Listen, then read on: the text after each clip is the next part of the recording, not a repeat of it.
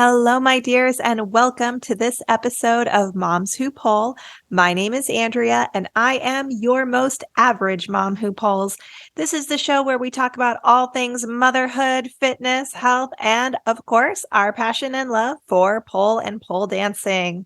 Today on this show, I have my dearest friend, Chelsea, with me. Chelsea has been pole dancing since 2013. He is the co-owner of the Dollhouse Fitness, a pole dancing studio in Encinitas and Oceanside, California, as well as an online platform, which yours truly happens to teach on. She had no other dance background, but fell in love with pole immediately because it made her feel sexy and confident. She started teaching pole in 2017 and became a part studio owner in 2020. Now, one of the reasons why I really want to chat with her today is because I remember she got pregnant in 2021 and she pulled throughout her entire pregnancy. And she began pulling again about 6 weeks postpartum. I am so excited for all of the wonderful things that we are going to talk about today, especially as it relates to body image and celebrating your body postpartum. This is going to be a really good conversation, and I can't wait to share it with you all. Let's listen in.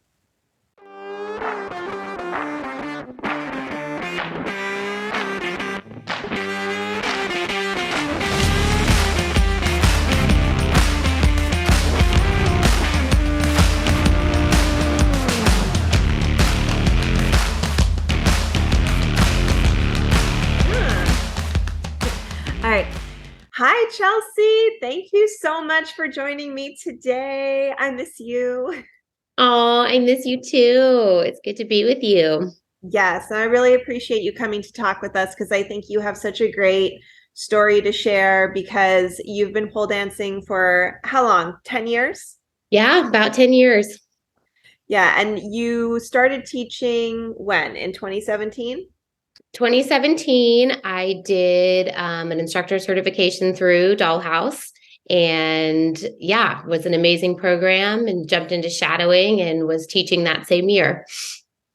That's awesome. I remember you were away. I think you were traveling when I first joined the studio, and then you came back. And I believe I remember the first time I think I met you. You said something like, "I landed and called Tracy and asked when I could start."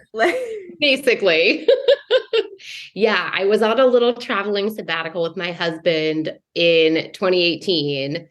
And it was actually, we were in Morocco and it was like November and I knew we were going to be back in January. And I was like sitting at my computer, like, okay, how soon is too soon to reach out about coming back to teach? And then not only did you come back, you came back then as studio manager, correct? I did. Yeah. So that would have been January of 2019. Came back from our little traveling sabbatical, didn't want to go back to my muggle job. So I reached out to Tracy and asked about teaching and just kind of had this idea in my head, like, I'm going to somehow just like do pole dance. I don't know what that's going to look like. I don't know how that's going to be possible, but I had this idea very clear in my head that that was just what I wanted to do. And at the time that I reached out, when we were still in Morocco, the current studio manager, like it had been like less than a week that person had given their 2 weeks notice. And so it just was this perfect collision. And the universe was like, oh, here you go. You can just pole dance now for a living. So you committed fully to pole dance for a living. Is that kind of the point where you were like, I want to see where this goes, and that's how you became a part owner of the studio itself? Kind of. I knew that I had been working as a preschool teacher prior, and I did that for 10 years, and it was an amazing experience. And I was definitely wrapping up that portion of my life, and I was done with that. So I was kind of looking for like not a new career, but just a new direction, a new focus. And I just loved being part of Dollhouse so much. And I loved dancing there and I loved teaching there. And I just had this vision of like, okay, I'm going to somehow just do this, and was able to get into that studio manager position. And had an amazing time in that role for my first year back at the studio after that little sabbatical. And, Tracy and I worked so well together, and we really just like gelled as partners in the running of the business. And so when she was ready to expand, she wanted to open a second location. She really wanted to have it a little bit more of an official partnership and know that I was going to kind of stick around and do that, help with making Dollhouse a little bit bigger. So that was kind of the journey of how things unfolded. So, I mean, at this point, then you are invested in your pole career as business. Yes. So with that, came, and I don't want to get too much into it because I think we all know at this point, the pandemic happened. It was very stressful, kind of put everyone's workload, including yours, into overdrive. But you guys made it through. You made it through to the other side. We did. We made it. Yes. It's all a blur, but we made it. We somehow managed to hold on to all of the magic that kind of makes Dollhouse. And we were able to cultivate community online in a way that I honestly didn't really think was possible or hadn't thought was possible. But yeah, Tracy really had a vision for that and spearheaded that whole thing. And yeah, we pivoted, and it's crazy now to think how many months we spent all just being online together and dancing and the shows that we did and just all of that stuff that we did virtually. It's kind of surreal, but yeah, we made it work. The shows were fun. I think that I remember the first online class I taught. I think that was like the first one when we pivoted. Probably. And I just remember like, oh, like now I think I need like an online screen name. Like, and I think this was before OnlyFans became huge, Yeah. It was Sparkly Mill. Sparkly Mill. Yes, Yeah. that's your go-to. One of the things that I loved about those online shows were there were people that you didn't see that often in the studios that were, they felt more comfortable at home expressing themselves. And that was really fun to see them come out of their shell in a safe environment. Yeah, I agree. There were a lot of people that maybe would never have performed in a live show, but exactly like you said, being in the safety of their own home and doing it via computer screen really worked for a lot of people. Absolutely. I mean, I think that's part of why you guys still have the online thing going. I mean, it's not just because I'm amazing. Yeah, mostly though. But you made it through the pandemic as a studio owner, but also plus an additional person. So you were one of those people that had a COVID baby. Yeah. I did. We did the COVID baby. Yeah. I found out I was pregnant the first week of February 2021. So it's hard to remember now where we were in quarantine 2.0, 5.0, 8.0, and what was really going on in the world at that time. It wasn't a surprise. I mean, it was planned, but it was also like, oh, holy shit, this is happening now. It happened really fast. So it was kind of like, I don't know, maybe that's TMI, but it was kind of like, oh, I think we're going to do this. And then the next month it was like, oh shit, like, okay, we're going to do this now. It's fine. They got to cook. It was a lot of time to like acclimate to the idea. Yeah, they got to cook for 9 months. It's fine. But how many classes were you teaching at the time that you were pregnant? I think at that time I was maybe only on 1 day a week. In my role at Dollhouse, I am more the day-to-day operations of the studio and scheduling and outreach and coordinating instructors and taking care of all the students' needs. So I don't spend as much time. At that point, I wasn't spending as much time teaching, but I think I had one three class evening that was mine at that time. That's a lot while pregnant. At that time, I think we were still teaching in masks. Yes, I think we were. Yeah. 3 hours pregnant in a mask, exercising. Yeah. It is I mean, yes, it's sexy and it's fun, but your heart rate gets up. That is a lot. That can be hard on the body. But what about like in terms of talking with your healthcare professional? Were you like upfront and honest, like this is what I do for a living? I was. Yeah. I think I might have even been wearing like a Dollhouse Fitness sweatshirt at my first my first appointment with my midwife. And yeah, she was asking kind of those questions about, are you active? Do you blah, blah, blah? And I was like, this is what I do. I co-own a pole dance fitness studio. I dance, pretty much every single day. This is what it entails.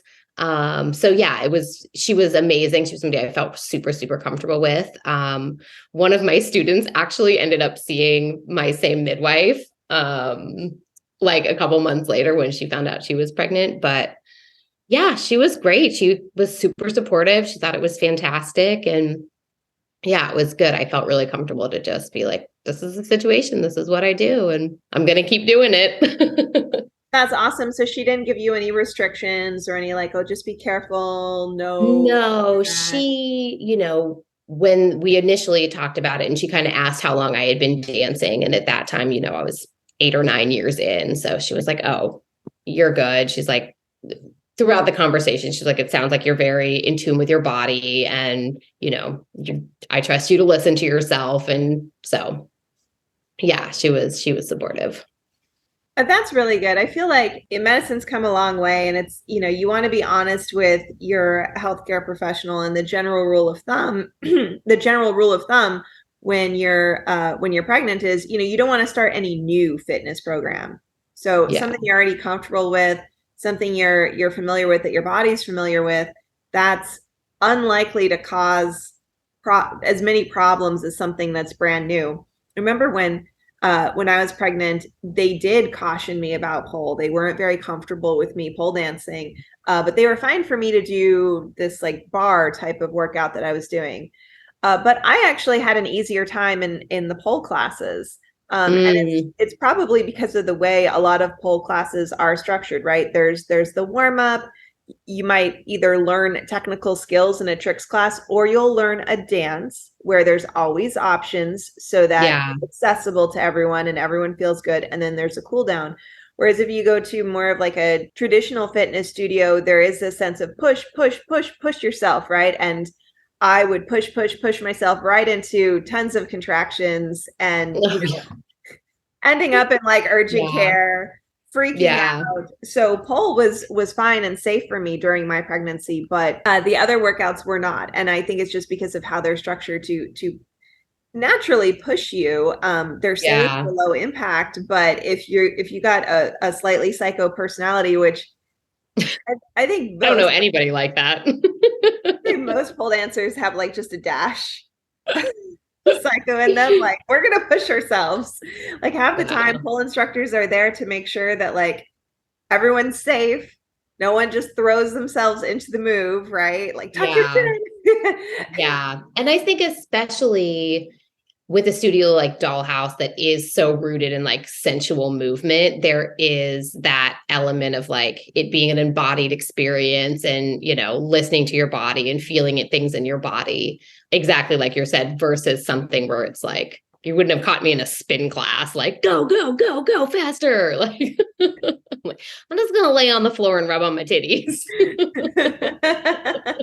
And was there a point in your pregnancy where you were like, you know what, I think I got to cut back. I don't know that I can do 3 classes anymore. Yeah.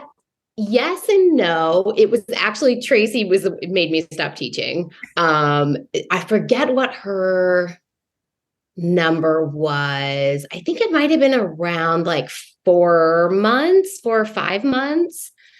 I stopped teaching group classes, but I continued to dance for myself and I continued to teach a couple of my private clients that I'd been working with for a couple of years. And it was great. I mean, it was, you slow down. I definitely got to that point. I have one like very vivid memory of being in the studio by myself and just kind of having like a little freestyle moment before I started my work night or whatever it was. And it was like all of a sudden, just from one day to the next, I was like, oh, this got really hard. Like all of a sudden I just couldn't, there were certain moves I couldn't get up close to the pole to like body wave because like my tummy was in the way. And just all of a sudden it was like, oh, this feels really different all of a sudden. And that was kind of like when it started to not taper off, but I definitely was more mindful with my movement and gentler. I stopped wearing heels and just was more of a like very slow flow. I think there was another instructor who was pregnant years ago, and her moment came when she was demoing a backward shoulder roll and she couldn't get over anymore. Oh, yep, exactly. Floor work was the first to go. And I love floor work. I'm such a little floor dweller. And so that was hard because that was the first thing that came early with your big old tummy in the way. Like, oh, I can't just like lay here and like grind around on the floor on my tummy. One of the things I do remember about your pregnancy was that you were very concerned about stretching while pregnant and relaxing and the possible long-term effects it could have. Looking back now, with 2020 vision, do you think that was the right choice to back off from stretching? It's hard to say. There's definitely, I would say it's never a bad idea to be cautious. And it's not, like you were saying, we all have that little bit of psycho. And I think as silly as this might be, part of one of the things I was nervous about was like, am I going to feel really open? And then I'm going to get really excited and be like, oh, this is amazing. And I'm going to go too hard. That was my concern. Yeah, I don't know. It kind of just felt right for whatever reason. It just felt like this isn't going to be my focus while I'm pregnant. I'm just going to enjoy being in my body and dancing and flowing when it feels good. And I just kind of put the flexibility thing to the side for better or for worse. I know there's definitely a part of me that's like, man, I should have really worked that. Well, like you said, it didn't feel right for you. And I think that's the hard part. People go looking for very hard and fast, like black and white answers when it comes to, can I pole while pregnant? What can I do while pregnant as a pole dancer? Can I train flexibility? Yeah. And the answer really is, it depends. And even when you're talking with your healthcare professional, you got the green light because it's something you've been doing for a long period of time. They weren't worried about you not listening to your body and doing something that would have pushed you too far. Whereas with Flexi, like you said, if you had gotten really excited, one day you could have pushed yourself too far and now you can't take that back. And I think that is a smart decision to make. The relaxin did not show up in my body in ways that I wanted it to. How about that? Yeah. It's just, I don't know. I've always been a person that I'm very comfortable following my intuition and following like my kind of gut feeling about stuff and trusting myself. And for whatever reason, like I was just like, yeah, I'm not going to worry about that right now. I'm just going to kind of put that on the side burner, hoping to get back to it any day. That being said, getting back to it any day, because your son is over a year old now, right? And one of these days you're going to get back to Flexi, right? One of these days, man, it's so high up on my to-do list. You gave birth to your son, and I remember I spotted you filming for the Dollhouse virtual vault, like 6 weeks after giving birth? I think it was about 6 weeks because Theo was born October 20th, and we generally film for our video vault when the studio was closed for the holidays, which would have been the week between Christmas and New Year. So it would have been just about maybe closer to 8 weeks, just about 2 months. And it was so funny. Like I'd kind of started to go into the studio a little bit here and there and kind of play around and see how my body was feeling. And I remember having a conversation with Tracy, and she was like, oh yeah, like we're going to start filming next week. And something just clicked. And I was like, I want to film. I want to do one. And she was like, really? Like you would be up for that? And I'm a sucker for being in front of the camera, and I love creating with her, and I love creating, especially when it's for our students and for the studio. So I just went for it. And honestly, it was good. It was a good experience. It definitely was a little bit of a wake-up call that my body was different, that I was in a really different position, that it was going to take me, even having done it for so long and having a really active pregnancy, like it was going to take a while before I was back dancing to where I was pre-pregnancy. But it still felt good in that moment to like just be back on the pole and be back dancing and doing something especially that was for the students. Well, I love that you see like that whole thing as like an incredibly positive experience. I think, for a lot of us moms, when you come back 6 weeks and you're trying to fit into your old work clothes, which for you are teeny tiny shorts, it can be a very humbling experience, and you can start to feel that negative voice creep into your head that you're not Yeah. who you thought you were. But you didn't have that. You felt this intuition that you needed to shine. Yeah, I did have it. I did have it. I mean, I'm human. I have body issues. I have the same stuff that everybody else has. And I definitely had that moment as I'm, pulling out my like high-waisted garter shorts and, I definitely had that moment where I felt like, wow, my body looks really different than what I'm used to. And here I am like immortalizing that like in this like video vault. And what made me do it and what made me feel comfortable was just wanting to practice what we preach to our students of like that body acceptance and like celebrating yourself wherever you are. And we're all beautiful and all, just all of that good stuff. And so I thought like, even though this is uncomfortable for me and I don't feel totally confident with where I am right now, like what a gift to be able to show the students, like, it's okay. Like, here I am. It's only been 8 weeks. My body looks really different. I'm not as strong. And to just kind of go for it and show them that, hey, it's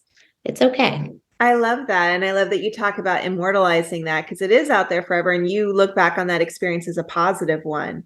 I think that's really good for the rest of us out here that are, maybe we get these negative voices in our head sometime that, well, we don't deserve to be in the spotlight, or we don't look the part in this moment.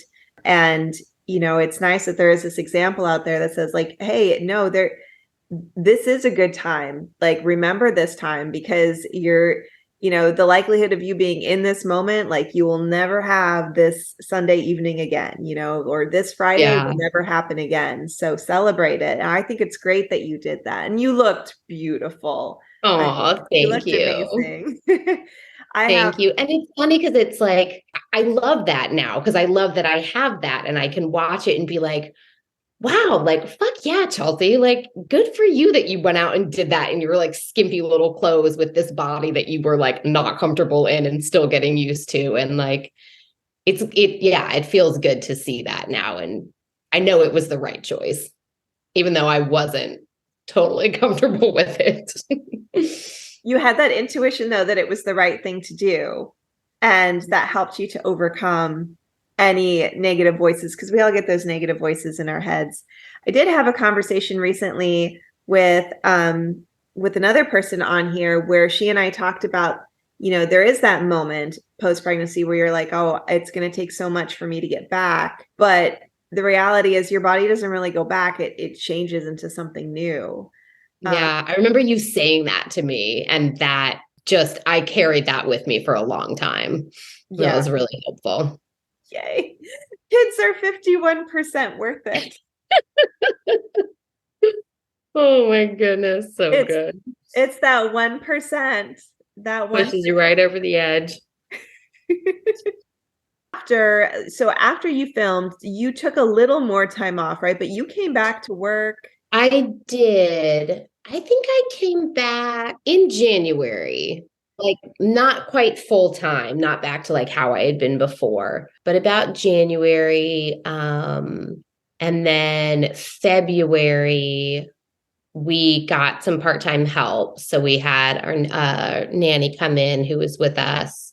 She's with us maybe 2 or 3 afternoons a week. And that was kind of when I got shifted back into what was my more like full-time in the studio schedule. So I remember before you had him, there was an idea that you were going to be able to work from home with a baby. And how did that work out? We all go through this humbling experience. I'm just asking you to share it.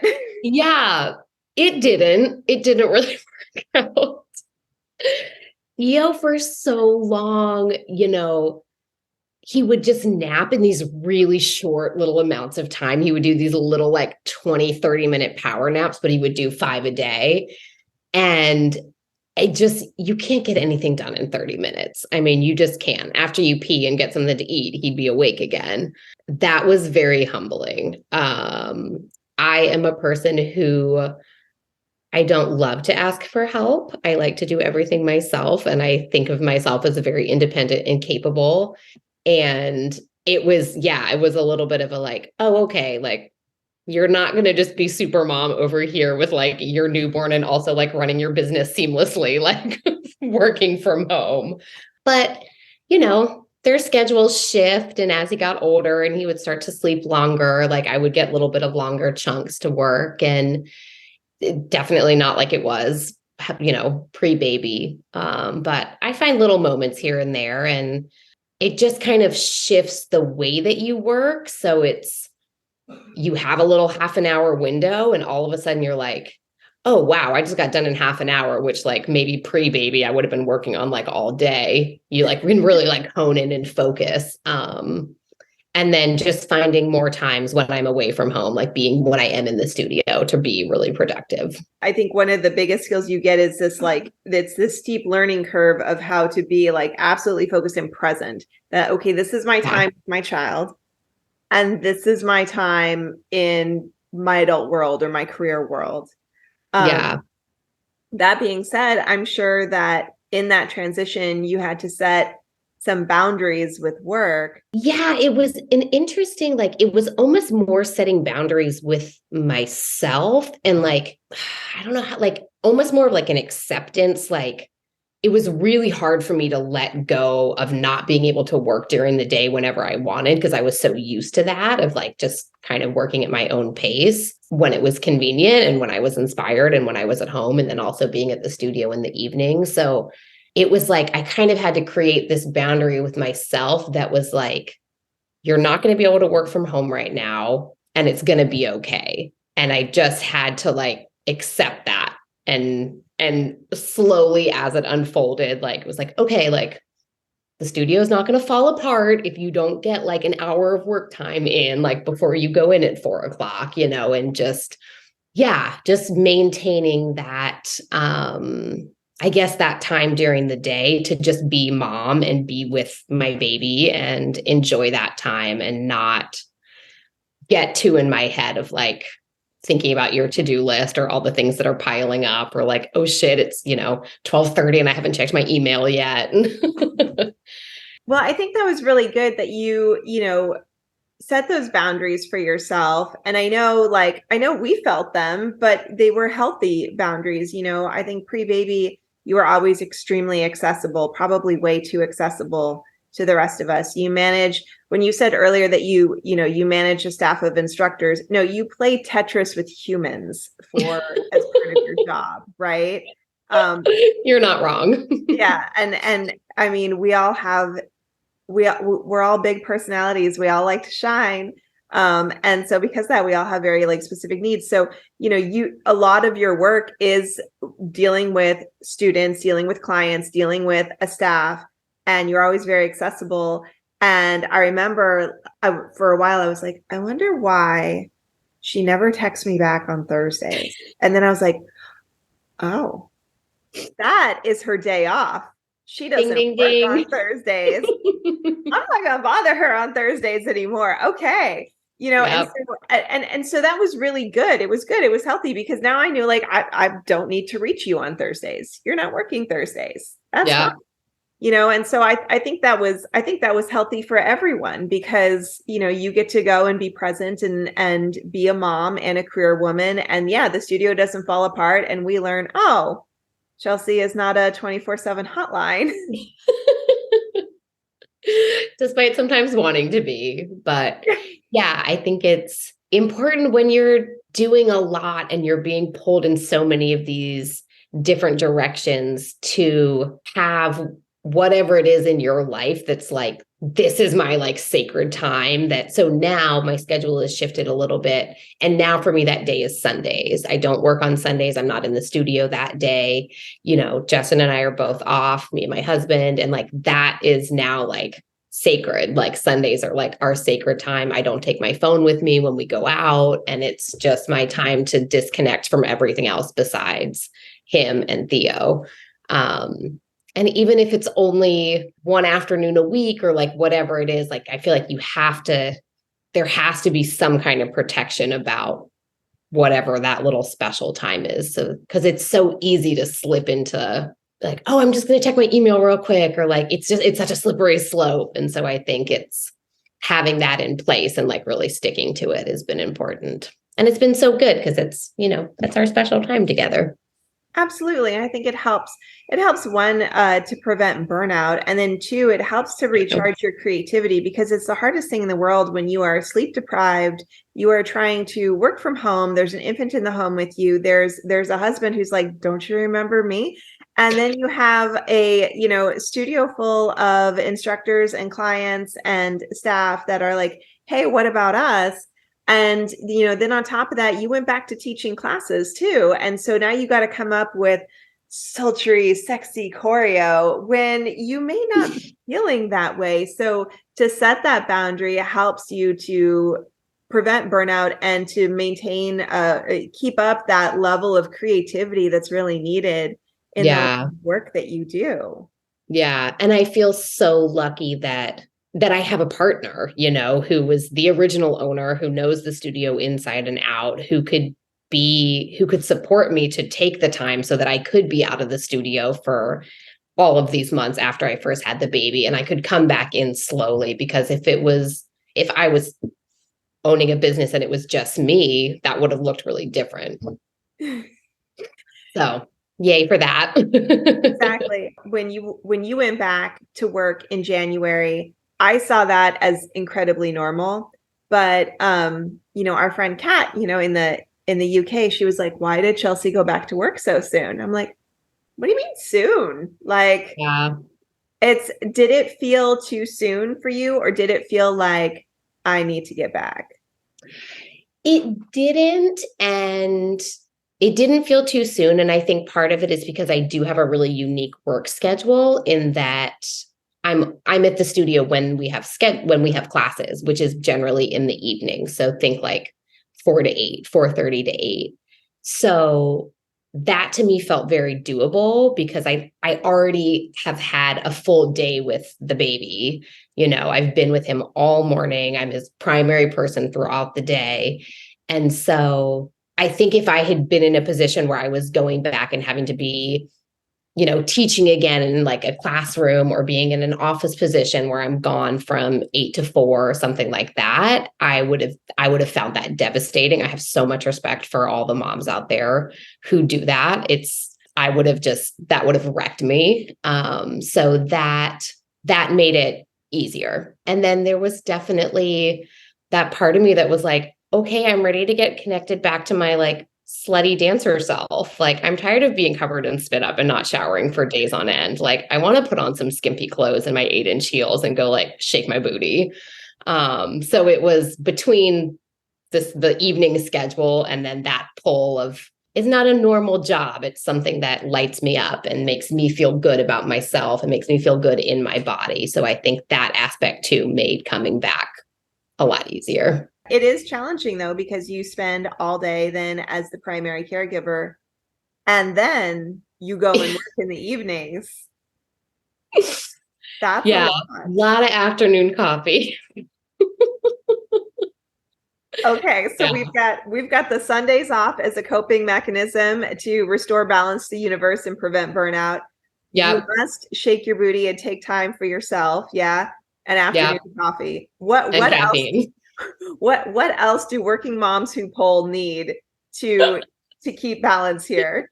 What? Yeah, you guys. Those are my top 3.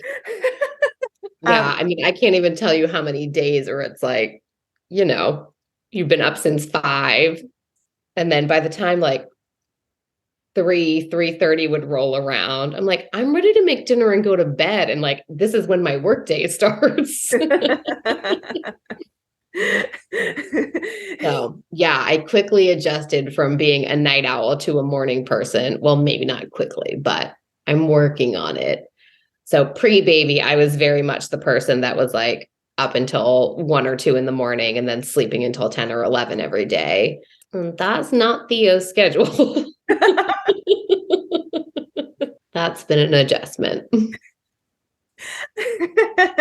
I shouldn't laugh that hard, but I do understand. It's been 10 years since I had that realization, but I remember it like it was yesterday. Mm-hmm. I too was a Yeah. night owl prior to kids, and Yeah. now I'm It's up. like, I may not, oh, yeah, I'm a morning person now. yeah. I may not be dressed for like company before 10, but I am awake. In Yeah. in our neighborhood, there's like a little boys, they have a little boy gang, and they're not supposed to come over to each other's houses before 10, but they get up at like 6 a.m.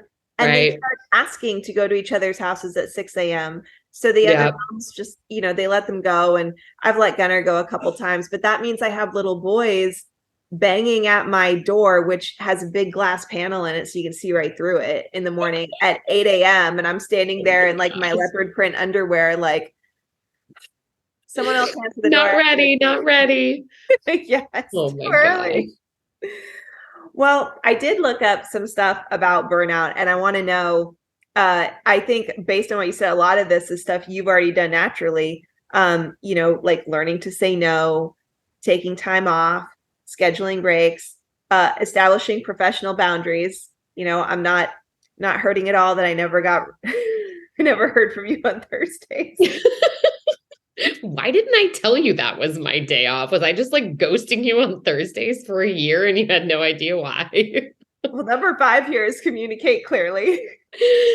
Perfect. Perfect. I'm listening. One of the things here at the top, and I think you do this, but I would love to hear you talk about this a little bit in preventing burnout, staying fresh, especially in a business like yours, is identifying your priorities. So Mm. what are your, I mean, I know what your priorities are, but how do you list them in like the day to day? Because you are running the operations of basically 2.5, 3 studios, right? 2 in San Diego, 1 online.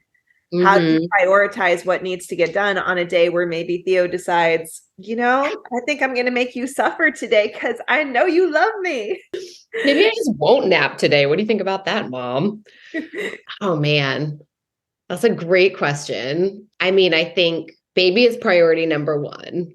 And that's just a like non-negotiable, I guess. But at the same time, there have been situations that have come up over the past year that if I'm not available, my business suffers, our business suffers, whether it's stepping into sub a class or being, teaching a private party that nobody else would be available to teach. And so it's been challenging. And I wouldn't say that it's something that I've figured out. Like I think it's so far for me been a little cyclical. Like I've had months where I'm just like, I have to just go hard at the studio because I'm needed there. And if I'm not there, the business will suffer. And I don't want that to happen. And so I work longer hours and maybe I'm gone a little bit more on the weekends. And I think, again, what kind of saves me with that is that I do have such a big chunk of the day where I am still at home with Theo. So even if I'm at a point where maybe I'm subbing 4 or 5 days a week, it's still only happening in the evenings. And I know that, when I leave to go to the studio, he's probably only going to be awake for 3 more hours. He's with Justin or the nanny that we know and trust. So that's made it a little bit easier. It's like, even if I'm going hard, I'm not ever going hard at the expense of like not having time with him, if that makes sense. Yes, I get that. I'm just going hard at the expense of like my own body and not getting any sleep. And Exactly. It's a tough time. It might be too soon to do an after action report on that first year. yeah, exactly. Yeah. And I think it's for all moms, it's the same thing. Our number one priority is keeping the babies alive and safe. And then second priority is making sure that like your house are in order. And if you gotta kill yourself doing it, you probably will. But I think that's where, the fact that you've got this great career doing what you love, doing something creative like pole, that does help. Even though there are times Agreed. where, you got 30 minutes to come up with choreo for a class because you got a sub and you're like, I have to be creative right now. At this exact, that's challenging. It's really, really, really hard. Yeah.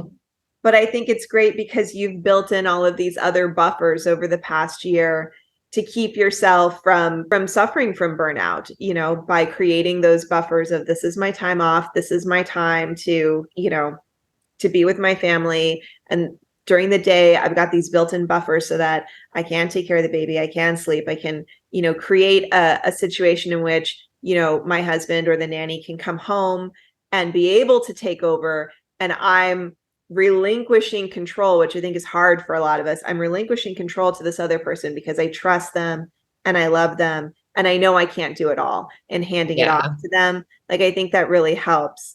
So that being said, when everything you do is going on, when it becomes so much, when it gets overwhelming, everything in the job, life, kids, what is the first thing that you let go where you're like, I can't do it all, so I'm not doing this? Well, flexibility training for one. Any day now. Any day now. So the I'm first like, thing I thought of was cooking. That's one that I let go of pretty easily. And I think part of that is because my husband happens to be an exceptionally good cook and he really enjoys cooking.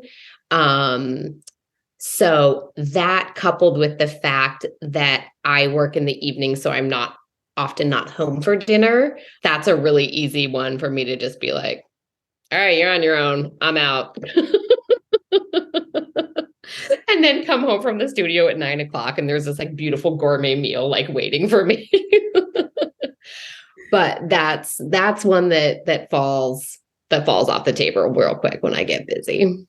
that's a good one. And it's nice that you Yeah. have a husband who cooks, and he enjoy cooking?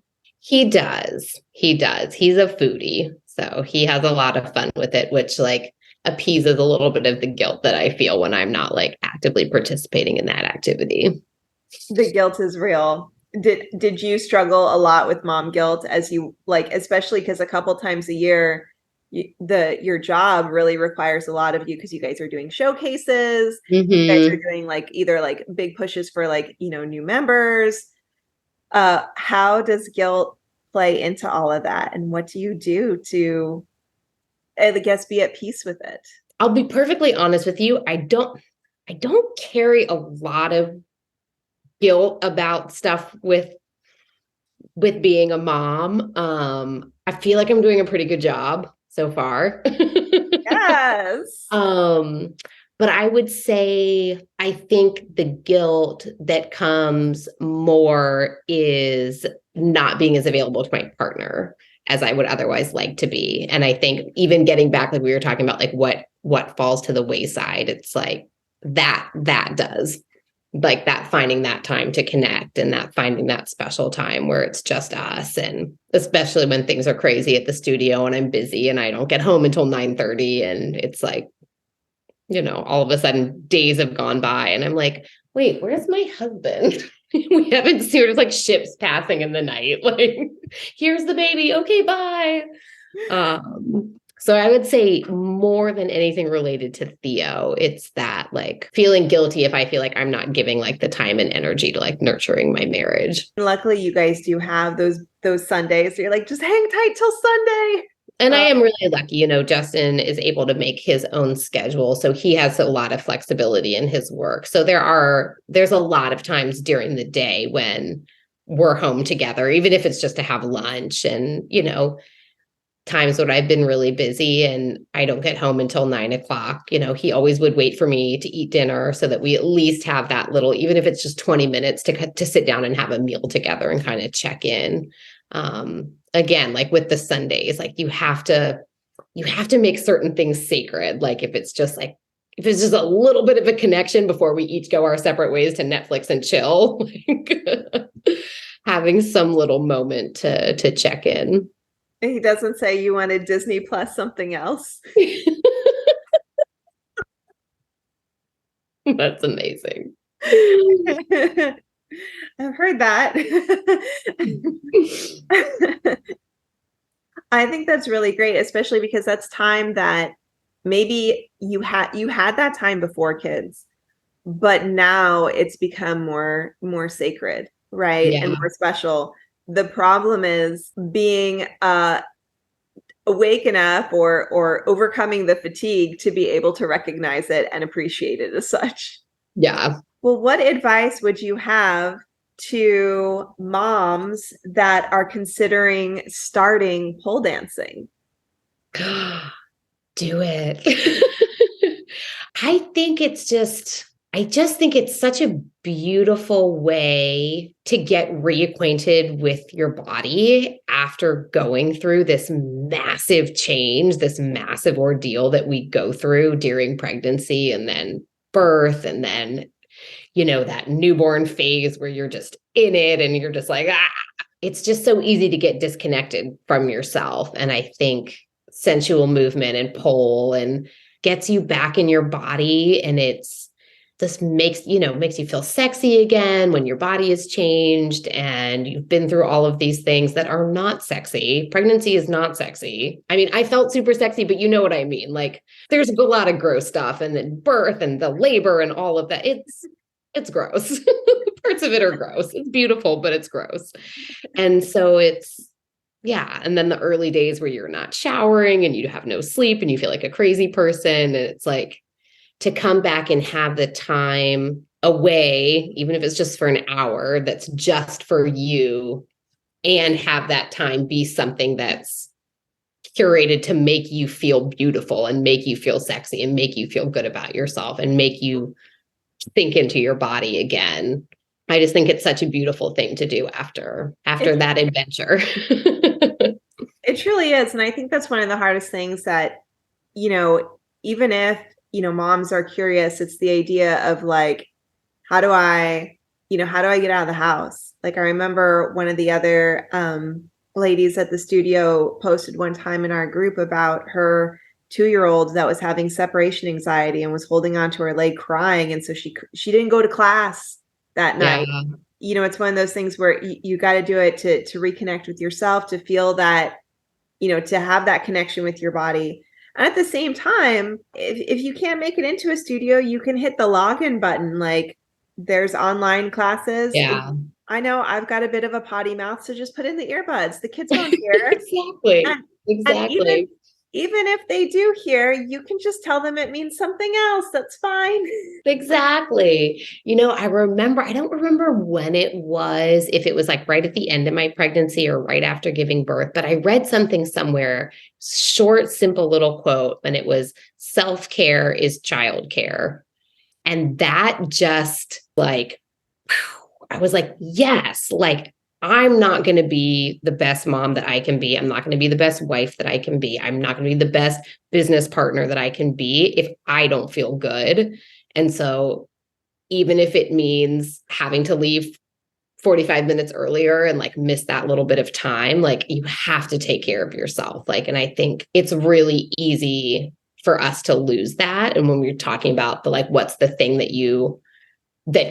falls to the wayside when you're really busy, I think for a lot of people, it's yourself. Like, it's your needs that get put on the back burner when you get overwhelmed and when you're going through these periods where things are really busy. It's like, I'm going to make time for everything else but myself, and everything else except everybody else's needs except for my own. And it's such an easy thing to do, but I just think I remember reading that and just being like, yes, that's important. It just really resonated with me. Absolutely, because when you don't make that time for self-care, you start going down that road to burnout because suddenly you lifted a boundary, a healthy boundary that you had with the rest of your world, right? And suddenly you stopped prioritizing your needs appropriately, and you started putting things that maybe don't need to be prioritized above where they should be. So yeah, I think that's really good advice.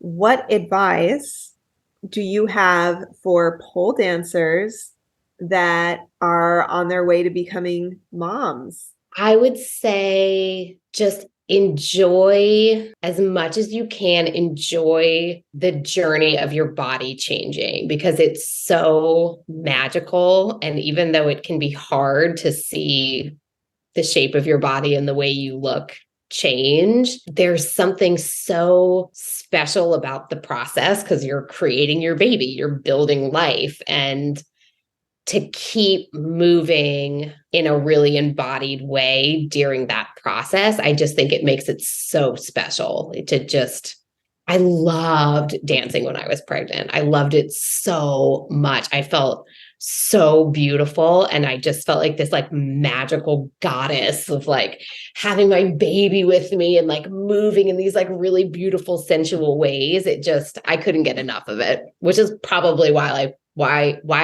I pulled until maybe like a week and a half before I went into labor. You looked beautiful. I Yeah. loved watching you dance while pregnant. You looked beautiful. You could tell from watching you that you felt beautiful, and that Mm. just radiated from you. And your big bump with your long legs, just gorgeous. It was a look. I joke that with my son that I pulled throughout pregnancy, and then after he was born, he couldn't sleep unless I moved him in a figure-8 pattern with my arms because that's what Yeah. my hips did. What all your hips were doing. Yes. Yes. Theo loves a little rock to sleep for sure. I was like, oh, this feels oddly familiar. Yeah. Well, that is great advice, Chelsea. Thank you so much Oh, for you're coming and talking with me. welcome. If people want to find out more about the studio, either in person or online classes, where can they go? Our website is a great resource, dollhousefitness.com. You can also find us all over Instagram at the Dollhouse Fitness.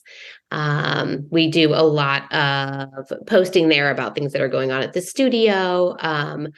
We also, our studio line is a direct connection to me. So if anybody has questions about coming in, I know a lot of people, especially if you're trying out for the first time, it can be a little bit scary and a little bit intimidating. And so I love talking to people who are at the beginning of their pole journey. So you can find our number all over the website, and you can just call me up or text me up, and I'll help you get through the process and get you on the dance floor. The hardest part really is walking through those doors for the first time.